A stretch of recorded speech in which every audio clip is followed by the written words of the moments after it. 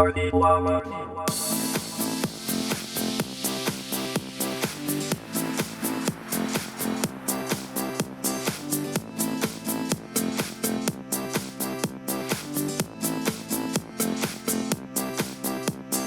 Party llama makes a party, party llama brings a party, party llama is the party, party llama, llama party.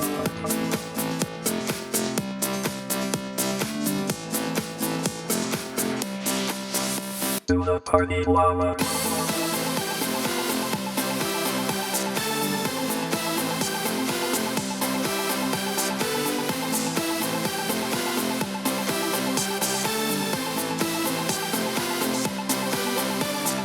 Party llama makes a party, party llama brings a party, party llama is the party, party llama, llama party.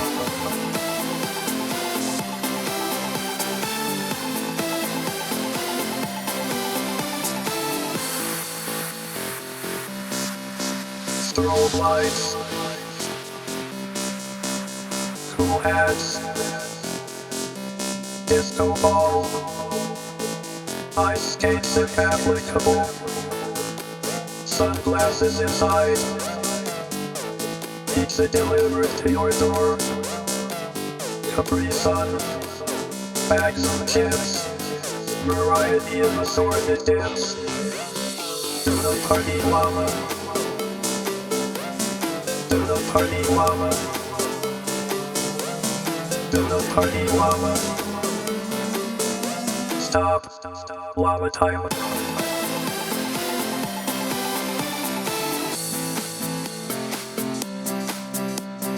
Party llama knows how to party.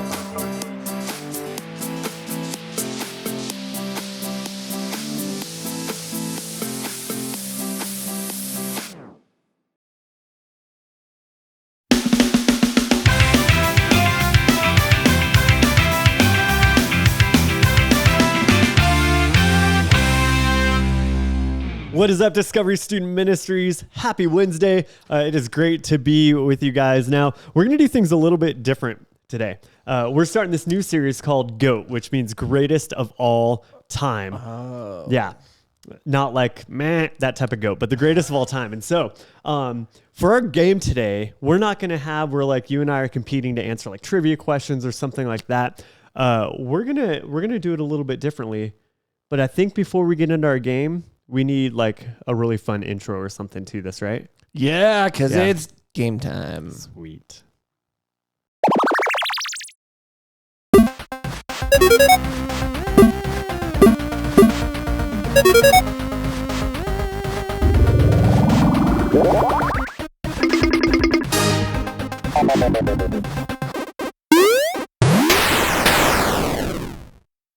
All right, our game this week is called the GOAT Vote. GOAT Vote? Yeah, so what's going to happen is Nathan and I, we're going to be debating, maybe we might agree with each other on what is the greatest in several different categories. Matt, if there's anything that I can do, it's argue. So we will disagree every time. I'm so excited. I don't know. Yeah, so true. And I know you guys like to argue about things a lot too. And so feel free, you're watching this with other people. Pause the video once like each new category is introduced and spend a few minutes debating amongst each other on which one is the GOAT. Shall we jump right into it, Nathan? Well, first of all, I'd like to say the GOAT is brought to you by Sour Patch Kids. Get sour today. I'm just kidding. We're not really sponsored by Sour Patch Kids, but I wish we were. And if you are a representative of what company makes these? Sour Patch. Mandela's International, and you're interested in sponsoring us, you can email me, and I'd love to talk to you further. Or, you ready for this? Yeah. If you guys just like the videos that you're watching, feel free if you want to ever buy us a bag of Sour Patch Kids for us to eat while we're filming these. We will give you a shout out and we will happily eat the Sour Patch Kids because they're incredible. Or any candy, honestly. Butterfingers, Reese's. Oh, but then the chocolate's going to be all over our Bunch of teeth. Crunch. Yes. Whatchamacallits. 100 grand bars. This is not a debate on the greatest candy. Which I don't know. It candy might is be. the We'll best? see. Yeah. I hope that's on here. Let's All right, do this. Let's go to the first one. The first Okay. one is one of the Oh, greatest debates of all time. It is Coke versus Pepsi. Nathan, I'm going to let you go first. You guys, if you want to hear our 30-second arguments first, and then you can pause and argue amongst each other. Now, this is a great one. I can go either way, and I could argue either way. I was told once that I couldn't. I said I can tell the difference, and somebody said, no, you can't. And they said, if I did a blind taste test for you with 3 of them, 2 of one flavor and 1 of the other, you wouldn't be able to tell. And I surely did. So Yeah. I'm going to argue for Pepsi. Okay. Here's why. Pepsi is great. It's a little bit sweeter than Coke. And so sometimes you just need that extra little wave of sugar to tide you over. It doesn't have that more almost medicinal flavor that original Coca-Cola has. Pepsi is perfectly paired for a tuna fish sandwich. If you eat a tuna fish sandwich, which I'm going to have for lunch today, I have a Pepsi that I packed because of how good it goes with it. So really, Pepsi is probably the best soda, only second to Mountain Dew, which isn't an option here. Wow. Nathan, you had me until you said tuna fish sandwich, dude. All right. Actually, I'm not going to disagree with you. Pepsi do you want me to argue Coke No. instead? I'm going to argue a little bit for Coke in a second. But Pepsi Okay. is the better beverage 90% of the time. Yeah. Here's the 10% where it's different. Okay. The Coke from McDonald's fountain machines. Ooh. It is a specifically made Coke just for McDonald's, and it's a higher sugar content. It's more addictive. And so that gets people going back and supersizing and all that stuff. It leads to obesity in America. It's a whole thing. But or- really... Wait, Okay, I got my second part of, sorry. because that's I'm sorry. 5%. The other 5% of when Coke would be better is if it's in the glass bottle and it's the one that's produced in Mexico, Yeah, because it uses real sugar instead of high fructose corn syrup. And it is far superior. If you can get any soda that actually uses real ingredients instead of the artificial garbage, then we're going to be better. Now, see, I think you also...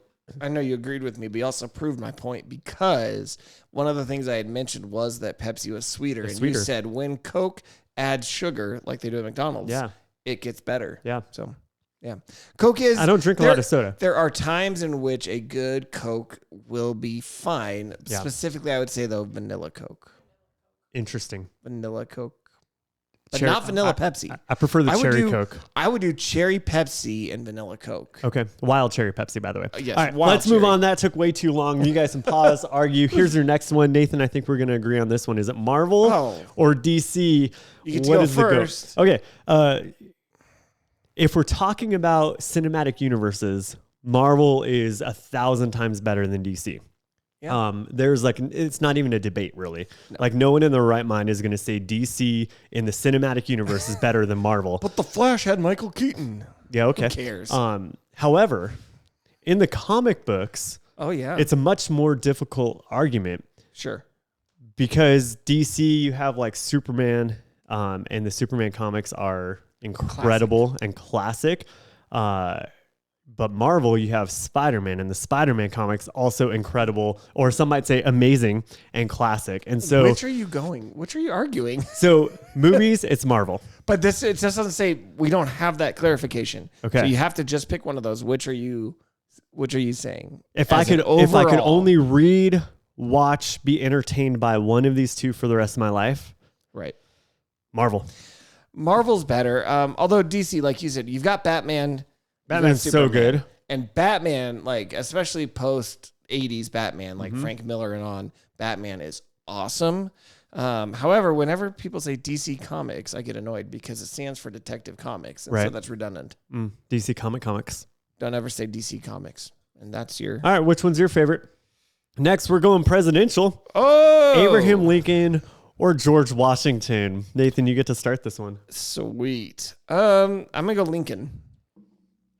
Lincoln's better because he freed the slaves. He helped end one of the worst things in American history and brought us, kept the country together when it was very divided.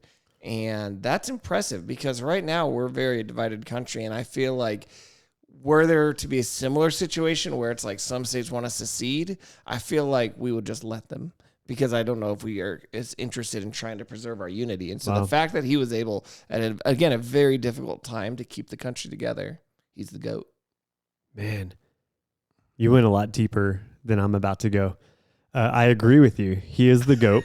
Now, it's hard to argue against the first president. It's true. But Lincoln, sometimes portrayed wearing a really cool top hat. Bonus point. And Lincoln was assassinated.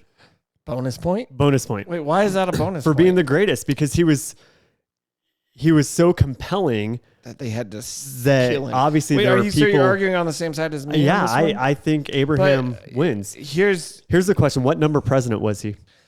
16th. Did you know for many, many, many years, I just heard. I Lex believed say it was the 14th. Why? I don't know. Like and it was probably middle school, and I had to memorize like the first however many presidents in elementary school, and Abraham Lincoln, I am 100% confident he was number 14 until they changed it. Mandela effect. When I was like in middle school or something, and all of a sudden they bumped him up to number 16. Okay, so I've got. I don't get it. I'll put this up on the screen as well. Okay. These already were there. I did not make these right now or after we've recorded this. But does this change your mind at all? Here's an AI picture of Abe Lincoln as Willy Wonka. Bonus point. But at the same time, here's George Washington as like a cyborg guy. Willy Wonka wins. So whimsical and classic. Isn't it fun? Mm-hmm. Okay, so isn't it weird that I recently, like a week Those and a are half hilarious. ago, Okay. had made a picture specifically of Lincoln and Washington with AI and funny. And you didn't even know that's what I was didn't even next. know this was a thing. All right, But you guys argue for your favorite president out of these two, not of all time. All right, Nathan, you ready? Yeah. I'm so excited for this next one. Oh. Pancakes versus waffles. All right. Real quick clarification. Are they just plain on both? Like we're not doing like chocolate chip pancakes or blueberry waffles or whatever. Are we doing just plain with butter and syrup as the picture has prescribed? Let's go as the picture has prescribed. Okay. Plain, classic, syrup and waffles. Syrup and waffles. Syrup and butter. Syrup and waffles. Okay. All right. Which one are you? Do you go first on this one? I think I'm going to you go do. first. Yeah, you're on first. Okay. My first problem with this picture Yeah. is those are Eggo waffles. Okay. It's not like a nice, big, homemade, beautiful. However, I still like Eggo. I do too. Waffles takes the cake Okay. because, yeah, you're going to get a crispy outside with a fluffy, warm inside. You get all those little like nooks and crannies like an English muffin to hold that syrup in so it doesn't just pour out all over the place. And I like, this is weird to me, I know. I really like butter. And so I like to spread it to where like it actually fills those cavities with the butter. And it's so good. Pancakes are classic. I'll always eat the pancakes, but I would prefer a nice crispy exterior, fluffy interior waffle every time. As a kid, I used to eat Eggo waffles a lot. I loved them for breakfast, and I would heat up my syrup too. Yeah. So pour some hot syrup on it. One day, our little glass container of syrup, which was always fine to be microwaved, exploded. Got syrup everywhere. The glass everywhere. container exploded. Yeah, oh, not man. good. Okay. But here's why pancakes are better. Pancakes, so because of all those little nooks and crannies that you were talking about, sure, that holds in the syrup. But what it means is you have less actual material there because it makes it so much thinner in there. Whereas the pancake is thick all the way through, you get so much more of that, the actual pancake to go with all the syrup and the butter. You got to do butter and syrup. Drip it on there like that. Hot syrup would be great, but just a really good, light, fluffy buttermilk pancake. Okay. Always better. All right. What do you guys think? Our next one, if you're ready. Also, by the way, going back to our last one, our producer in the room, Alexis, apparently she hates syrup. She does. It's mind-boggling. So you guys probably didn't hear any of that at all, but Alexis was arguing her side of it. She'd prefer like peanut butter instead of the syrup. That's fair. Yeah. No, that's fair. All right, here's our next one, Nathan. This one's right up your alley. Are we talking PlayStation 5 This is easy. or Xbox? And you get to go first. Well, obviously, the answer is PS5. Xbox is really trying to be relevant again. The problem is that their idea of relevancy makes sense for the huge conglomerate that they are, which is we're going to just go and buy up every company. We're not going to work on developing and cultivating internal studios and figuring out a first-party strategy that's going to be compelling. No, we're just going to go out and buy people who are already making good games and just have them be exclusive to us, which isn't great. Whereas PS5, Their first party is amazing. You look at Ghost of Tsushima. You look at the Spider-Man games from Insomniac. They've got a Wolverine game from Insomniac coming. Everything is better in their first party, and then their third party is very strong as well. So that's no question. Okay. That was good. I cannot disagree with that. I don't yet own a PlayStation 5. I do own a PlayStation 4. I once owned an Xbox. The one with the Kinect. Yeah, that weird little Xbox motion sensor thing. 360. Yep. However, PlayStation wins purely for Spider-Man and Star Wars. Spider-Man, Star Wars. Now, I will say this is coming from somebody who I have an Xbox, and there's some good things for it, and there's some games on it that are exclusive there now that are interesting. But again, it's because they purchased the companies making them. So, all right. What's your favorite? Our next one, Da Vinci versus Bob Ross. oh my, that is quite a mashup. Yeah. Match up. First of all, the Mona Lisa is a lie. It is so deceptive. How is it a lie? Because it doesn't exist. It's actually a stick it's figure. so tiny in real life. Like a postage stamp? It's like a postage stamp. No, it's just like a little 8x10 yeah, it's not big. little thing. And it's honestly, where it's do they just say that it's so big? I feel like just in media, it's portrayed as being greater than it actually is. But here's the thing. It's just an okay portrait of someone. I know I'm going to get hate from the Da Vinci fans out there. Like is it at the Louvre right now? Is that where it's? Yeah, I believe so. So if you ever go to the Louvre, take me with you. But if you ever go there, you're going to have this massive crowd of hundreds of people looking at this tiny little picture when right behind them is giant, beautiful art that's just overlooked because for some reason, this portrait of a not very happy person gets all the credit. Isn't that, she has a smile, and so a Mona Lisa smile. Bob Ross wins solely for his happy little mistakes, right? That's a happy little accident. Happy little trees. Yeah, I love it because he makes a mistake while painting and he'll just be like, that's okay. We can turn that into something beautiful. And that reminds me of us, right? He makes beautiful things out of us. Hey, that's a song. It is. And so Bob Ross wins because he reminds me of God. Okay, that's one way to go. But here's the thing: if you are just comparing the Mona Lisa to Bob Ross landscape number 37 or whatever, maybe you could make that argument. But we're comparing the artist. Bob Ross painted some landscapes. Da Vinci painted that, but he also sculpted, and he was an inventor. He had plans built for a flying machine back in the whenever he lived, 1400s, 1500s. Did he ever make a flying machine? Did it fly? So he's a failure is what you're telling me. Here's the thing. He was essentially like the Q to James Bond in the Assassin's Creed game that was set around that time where you built the flying machine and flew around Venice with it. So on the no, that was on PS2. But still, on PlayStation, oh my goodness, Assassin's Creed, you got to have Da Vinci be your buddy. It was awesome. I'm an uncultured swine, so I prefer Bob Ross over Da Vinci. I mean, it's as easy as that, right? That's fair. All right, who's your favorite? Next up, we do get some candy, Nathan, but this is Red Vines versus Twizzlers. I always forget which is which. Red Vine is in the big tub, like the big 5-pound tub of. I mean, it comes are one in of them bags too, smooth versus not? Or one of them is good and one of them is not. What's? They all use red dye, and so it's all bad for you. It's not really. It just comes from snails' shells getting crushed up. But they are fat free. Perfect. So that's great. You can whatever you pick is going to be the winner because I honestly I don't know if I could I don't know if I did a blind taste test if I could tell you the difference. Okay. If they're fresh, that's the key. They have to be fresh. I'm going a Red Vine every time. Really? It's a little lighter. It's more hollow in the middle, and so you just have that extra soft feel on the. It's like the softer mouth feel. Whereas the Twizzlers, I feel like even fresh ones, I have to bite and yoink it out in order to get a piece going in my mouth. Can both of them be made into straws? No, the Red Vines are the good straw ones. Okay. Twizzler, I think, realized that, and they actually have one that's made for straws. No, Red Vines are completely hollow in the middle. I have a 5-pound tub at my house right now. Nope. Red Vines. Red Vines are we've got a disagreement. So there's a debate right now. Studio. I only buy Red Vines, and it's because it's a straw. That's all I'll buy. I will not buy Twizzlers. Twizzler has a lot of different flavors, though.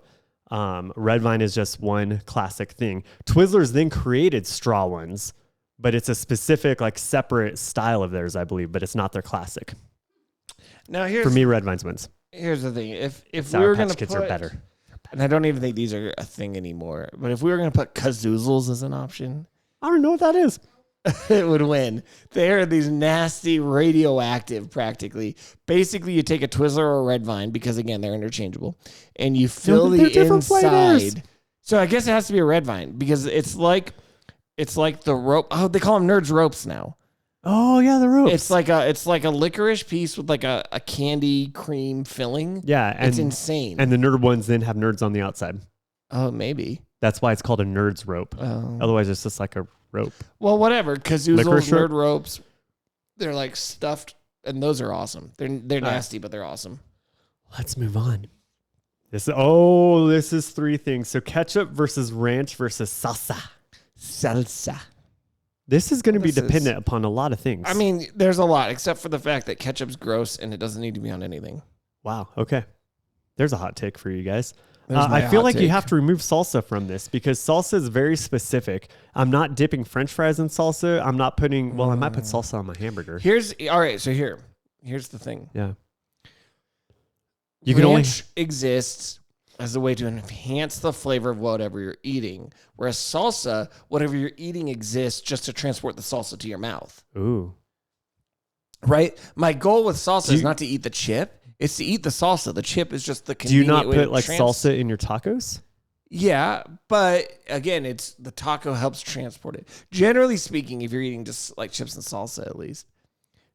Now, chips and ranch, you're not going to do that. You do chips and French. Right. onion You would do dip. fries and ranch or But fries and again, ketchup or chips and At salsa. that point, like a fry, you want to eat the fry. The ranch is not what you want to eat. The ranch is just enhancing the flavor. Okay. So let's phrase it this way.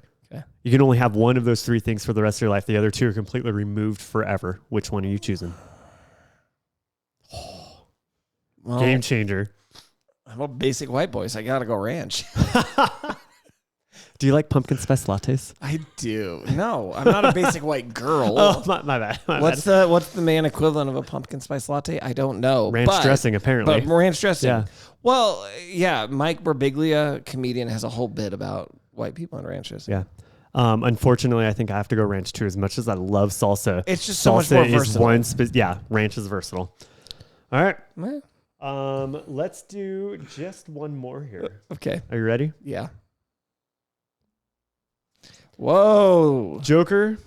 Wait, are these like Voldemort? a pair or is No. it 4-way? It's for a 4-way battle of which one of these is the goatest villain of all time. the best villain. Oh, man. The goatiest. Oh, the goatiest. The goatiest. This is a tough one because how do you if we're going by just if we're going by just people murdered, it's a tie, maybe a tie between Darth Vader and Thanos. If we are counting I feel like Thanos wins. the Death Star blowing stuff up, Blowing stuff, but that only destroyed maybe Coruscant under Vader. and- A very small amount of planets did he actually destroy, versus Well, Thanos that's took true. away half of the entire universe, galaxies. Is it the entire universe or is it just our galaxy? No, because it was all over. Did they ever leave our galaxy? They were the guardians of the galaxy, not of somebody else's galaxy. But didn't they use like those jump points? Yeah, but that was Just all within our own okay, galaxy. so one galaxy. So he destroyed a galaxy, half a galaxy. Yeah, I don't know if it's a whole universe. All right. I don't think I'm going by head count. All right, what are you going with? Wait, do I get to pick first or you? I've lost track. I don't know. Me too. Just pick somebody. All right, I'm gonna go Vader. Okay. Because his presence, just walking into a room, was enough to intimidate people into complete submission. He's like this low-key, subtle, hardcore villain because you don't expect it. You're just having a conversation with your superior, Darth Vader, and he doesn't like what you said. And so from ships away, different parts of space that they're in, he'll force choke you. Because he's Sure. angry with the fact that you didn't do exactly what he wanted when you wanted it. Whereas Thanos, his argument was that he's compassionate and merciful, and so he's doing this for the good of those who remain. Yeah, it didn't make Vader any just sense. didn't care. Like Well, Vader was like, "You made me no. mad. I'm choking you." Vader ultimately And he's got a lightsaber. was motivated by his love of Padme. That's only what got him going to begin with. I think Right, but after that's what that, it was fuels his his dark hate. side yeah. rage. Yeah. All right. Or was he just a puppet for someone else? Here's, as an That's a hot aside, take for you. there was a missed opportunity to make him hate he should, he kind of hates the Jedi and he wants them to be destroyed, or at least he goes down that path. And they get to a point where it's like he's, murdering children because I guess he wants to save Padme, right? What about the entire missed opportunity of dude, we had the resources that we could have rescued your mom a long time ago, and we just left her there to die because the Jedi shouldn't do that. Play up that angle, and it would be more compelling as to why he would go rampage. Vader, there's a lot more to his character than what's in the movies. There's a lot of really good novels that are part of the canon of Star Wars that really enhance his power, actually. It's kind of cool. Yeah, I'm picking Vader. I'm going with Joker just because he's so crazy Maniacal, and insane. And I mean, specifically, I love Heath Ledger's Joker in The Dark Knight, where, he says a line where he's like, he's an agent of chaos. And that's the whole, a lot of people are like, well, no, it's very improbable that all of Joker's plans would have come together because it would require everything to line up perfectly. It's that's just because that's how it worked out in the movie. If he's really just as chaotic as he is, he's always doing different things and different things are happening. And it's just when they work, it worked. But he would have gone a different way had it not. Yeah. He was just chaotic and evil and awesome. All right. Talk about what your favorite is, and we'll be right back.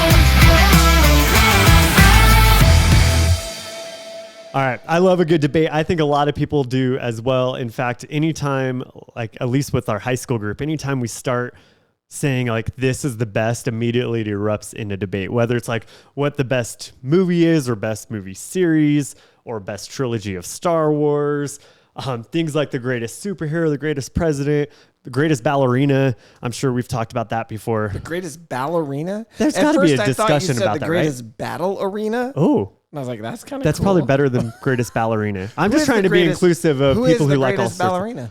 It's a Russian woman. There it is. There's a debate that's been going on the last several years of who the GOAT is in basketball. And I know that's not up your alley, but you've heard the name Michael Jordan probably. Yep. He's a golfer. Yep. That's actually true. And a baseball player. Yep. Kobe Bryant and LeBron James. Now, a lot of people have actually taken Kobe out of the discussion. Yeah, one of them passed away. May he rest in peace. Yep. Helicopter crash. Oh. Small plane crash? Helicopter, yeah. The one that Da Vinci built. That explains a lot. Wow, dude. Oh my goodness. Okay. This is so bad. I love it. Let's keep going. Right. Anyway, today we're starting this 3-week series called The Greatest of All Time, the GOAT, right? And we're going to examine 3 statements from the person who is the greatest of all time, right? The greatest person in human history, Jesus. Yeah. Now, I would say, in my opinion, he's the greatest, but I don't. It's not an opinion. It's fact. He is the true. greatest of all time. He and he alone is the actual what we would call the GOAT, right? Yeah. And so we're going to look at some statements that he made today. Okay. This happened during this debate between Jesus and some of his listeners, people who were hearing and observing all the things that Jesus was doing. And so we're going to be in the book of Matthew. There's this buzz that started to spread about Jesus, right? You know that you're the GOAT when people can't not talk about you. Right. You think of right now, Travis Kelce and Taylor Swift, and they are just blowing up the internet because of their relationship. And And it's kind of funny because there's arguments on both sides of like, and it's hilarious actually to watch this because Taylor Swift is obviously a very popular singer. She was selling out shows all across the world, apparently. Allegedly. Overrated. There's a debate for you right now. And then she's now, I guess, dating Travis Kelce, who's the greatest tight end in football right now. Very polarizing player on a great team, wins Super Bowls, all that stuff. And so, Wait, why is he a polarizing player?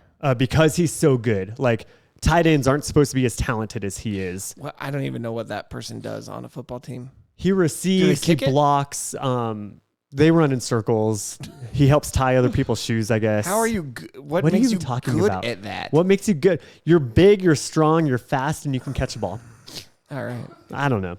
All right. Anyway, so Jesus, he's basically like, think of your. No, don't think of your favorite football team because you guys are mostly in Colorado Broncos. and your team is really bad. So think of a team that just wins all the time, right? Broncos. And they win in our hearts. Didn't they just win? They did. They won their first game of the season And it this Sunday. looked like they weren't gonna. Yeah, it was a major comeback.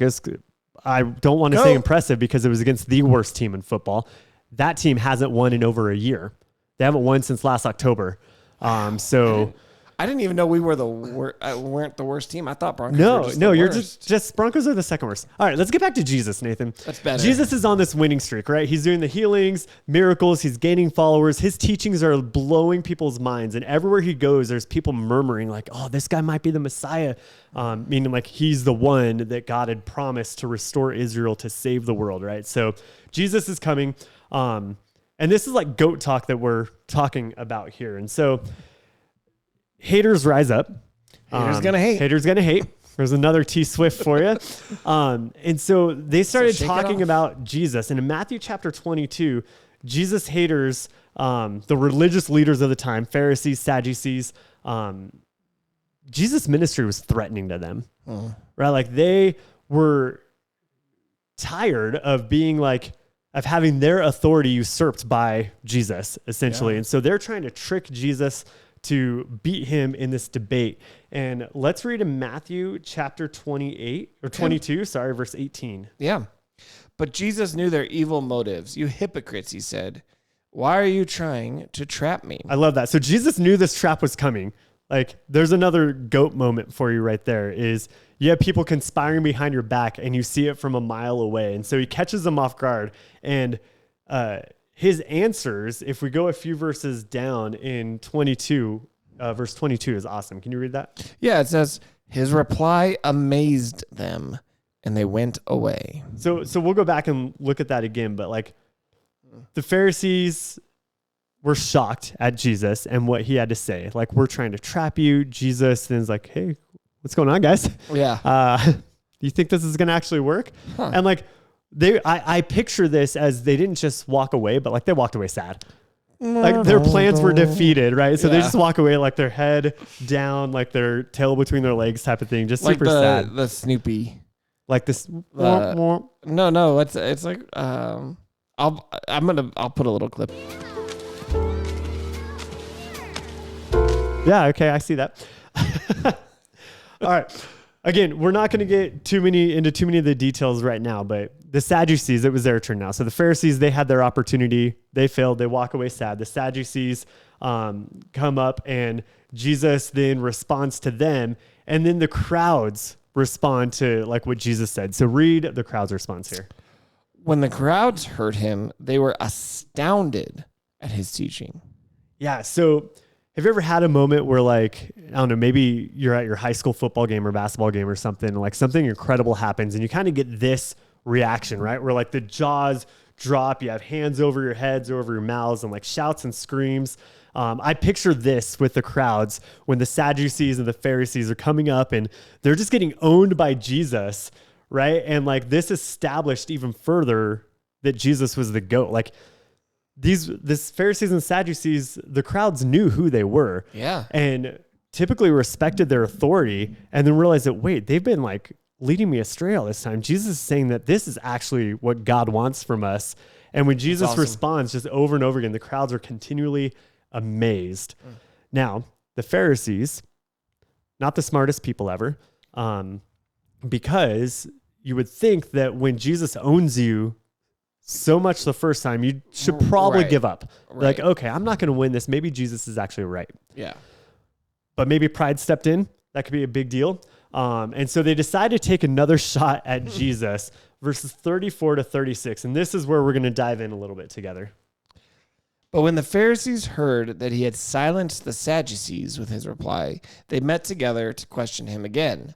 One of them, an expert in religious law, tried to trap him with this question: Teacher, which is the most important commandment in the law of Moses? Now, this was a wild question on many levels, because when, like, the law that this expert Pharisee was talking about, basically it's like the first 5 books of the Old Testament. Right. So Genesis, Exodus, Leviticus, Numbers, and Deuteronomy. And there are 613 commandments or laws given by God in just those 5 books. Right. And so this guy's coming up and be like, okay, so of these 613, which one's the best? Which one's the greatest, right? It's kind of like asking somebody what their favorite book of the Bible is. No matter what you get, it's like you're missing so much else. Something. Right. Yep. Or what the best flavor of Sour Patch Kids are, right? You're missing out if you just pick one. There's so many good ones.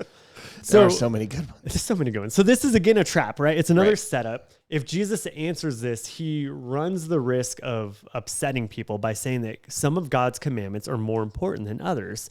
But if he didn't answer, then like his whole goat status comes into question of, well, he can't even answer this simple question. So let's look at the answer. Matthew chapter 22, verses 37 to 40. Jesus replied, "You must love the Lord your God with all your heart, all your soul, and all your mind. This is the first and greatest commandment.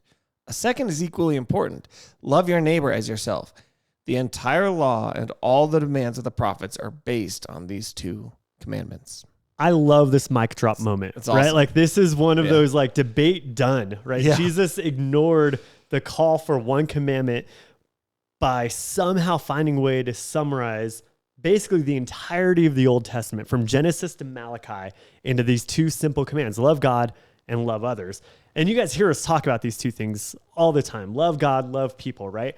And this entire chapter of Matthew 22, read it this week. It is so good. And as you study it and you think about it, like there are a few things that I want you guys to know that at least I got out of it in the last couple of weeks while I was prepping for this. So the first thing is Jesus knew the scriptures by heart. So like most of us would have been toast, right? If we were in this situation, Pharisee comes up and says, all right, of the 613, which one's the greatest? Don't eat shrimp. Don't eat shrimp. I don't know. The worst. I don't have the 613 memorized. I don't know the scriptures well enough, unfortunately. And I've been studying for years God's word, right? And so like, I'm sure you guys feel this same way where you might feel like you don't know God's word well enough, but like Jesus nailed it on the first try. And it's because he knew the scriptures forward and backward. Now there are some portions of God's word that I do know really well. And so I can respond to some of those difficult questions that come my way. And if I don't know, then an important thing we always tell you guys this is it's okay to say, I don't know, but hey, let me look into that and get back to you type of thing. Right. Right. But the problem with the Pharisees is they were so concerned with just like memorizing each command. They missed the heart of it.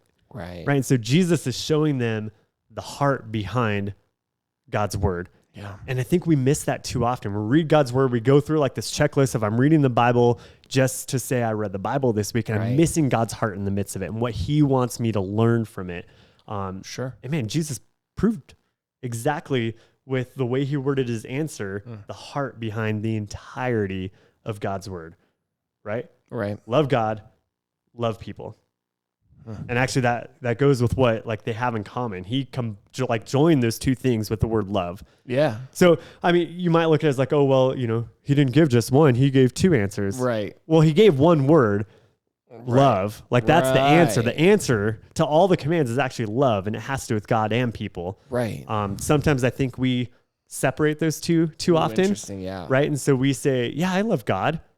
Right. And I don't like that person at all. Right. Like I hate that person even. Yep. But God says, love God, love people. Like love is the key, right? Yeah. Let's look again, Matthew chapter 22, verses 37 to 40. There's something that stands out to me in reading that. So we read it again, and I've highlighted it here on the screen. Yeah. Jesus replied, "You must love the Lord your God with all your heart, all your soul, and all your mind. This is the first and greatest commandment. A second is equally important. Love your neighbor as yourself. The entire law and all the demands of the prophets, are based on these two commandments." I love that. The second is equally important. So the action we take in our relationship with God is actually the same thing that we need to take in our relationship with other people. Right. Like that summarizes God's desire for you in your life. It's to love. Yeah. Right? You must love the Lord your God with all your heart. You must love your neighbor as yourself. Right. And so when you read this word love, Nathan, what does it actually mean? Because I think that word, we talk about this a lot. That word's confusing in our language. It is, because we don't have the specificity that they would probably use in Greek. And so because of that, as you always say, Matt, it's like, I love pizza and I love my wife. It's like, maybe not the same way. Maybe it is the same way. You do you, but I do love pizza. But I also love my wife, and it's very different. So what is the love he's using here? I'm guessing, I don't know, I haven't looked this up, but I'm guessing it's agape is the word that they would use, which is kind of the unconditional, right? Unconditional. We throw that word in and we almost don't think about it, but like without conditions, right? Yeah. So you love somebody regardless of any other conditions to that. It's just you love them. And I think he kind of summarizes that, or like emphasizes that when he says with all your heart and with all your soul and with all of your mind, right? Like it's everything we have. It's so, the love we're supposed to have is so deep. Right. Right. The love I have for pizza or Sour Patch Kids, since that's what we're on today. That Literally, is a very, that's what we're on today. That is a very like stomach level kind of love, right? That I have. Tongue level too, the taste buds on the tongue, really enjoy it. But like, there's nothing deeper than that. Like, I don't long for them. Right. If you do, that's probably an addiction to the sugar. But like, there's deeper, all my heart, all my soul, all my mind. It's a total commitment to God with every part of who I am. Right. Every part of my being, right? And then the second is equally important, to love your neighbor as yourself. And scriptures tell us our neighbor is who? Like everybody. Everyone you encounter, right? Us. Yeah. Everybody around us. I mean, they ask him, isn't that in the follow-up to this story? They said, well, then who's my neighbor? Yep. And he tells them the story of the Good Samaritan. Yeah. Which is a whole other thing we can go down. Yeah. And here's the thing. It is impossible to truly love your neighbor if we don't love God. And it's impossible to truly love God if we don't love our neighbor. Oof, that's good. That's why Jesus combined these two and said they're equally important. They go hand in hand. Third thing that stands out is that Jesus summed up all of the scripture. And I know I mentioned this in these two commands, but like, have you ever tried to explain something incredibly complex in just a couple of short sentences? It's pretty amazing. Yeah. It's hard to do. That's amazing that he was able to do so that. This week I actually asked ChatGPT a question.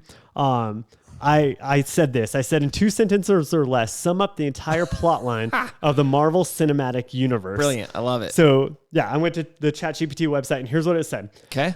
The Marvel Cinematic Universe follows a vast array of superheroes and interconnected storylines as they battle powerful villains, grapple with personal struggles, and ultimately unite to save the world from imminent threats, all while navigating a complex web of alliances, betrayals, and evolving character arcs. Sentence 1. Here's sentence 2. Holy cow, that's a long sentence. I know. The culmination of their journey leads to a climactic clash against the formidable antagonist Thanos, where the hero's unity and sacrifices result in a victory that reshapes the universe. Wow. This is a really good response. That is. That's but those impressive. are very long sentences. Right. And yeah, it's clear, but it doesn't come anywhere close to giving me enough details to like just go out and watch the newest MCU film and have all the context I need. Right. And that's what makes Jesus' statement in verse 40 so awesome. He summed up 613 commandments in 2, right? When he says the entire law, all the demands of the prophets are based on these 2 commandments. That's awesome. Every commandment, everything in the Old Testament could point back to one of those 2 things. And so when Jesus refers to the law and the prophets, that covers everything up to the point of where he's debating these religious leaders. Yeah. Everything they've ever heard, they can then categorize in one of these 2 items. So what do we do with it? Right? As we go through this series, I want to make sure that every single week we're offering you a challenge, something you can put it into practice. Like, it's good to know what Jesus said, but what do we do about what Jesus said. And so here's the first thing. First thing. Commit to loving God whenever we meet together.